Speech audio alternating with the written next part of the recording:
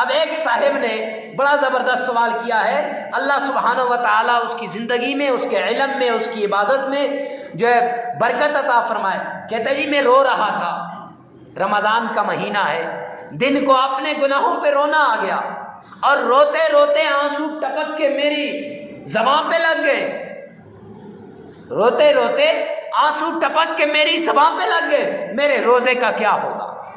کیا میرا روزہ ٹوٹے گا یا نہیں؟ اور یوں بھی کہا کہ اس سے مجھے نمکینیت محسوس ہوئی کہ میرا یہ آنسو نمکین ہے، یعنی اس میں مٹھاس، کڑواہٹ وغیرہ بھی اس کو محسوس ہوئی، نمکین آنسو اس کو محسوس ہوا، تو کیا میرا روزہ ٹوٹے گا یا نہیں؟ تو فرمایا کہ آنسو کا منہ کے اندر چلا جانا اور 1 یا 2 یا 3 آنسو ہو جانا، زیادہ نہیں، 1 2 3 آنسوؤں کا منہ میں چلا جانا، اس سے روزہ نہیں ٹوٹے گا۔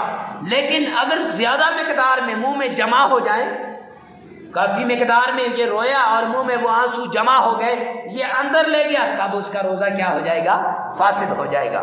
لیکن اگر 1 2 3 آنسو ویسے ٹپکتے ہوئے زبان کے اوپر لگ گئے تو فرمایا اس کا روزہ نہیں ٹوٹے گا۔ ایک اور صاحب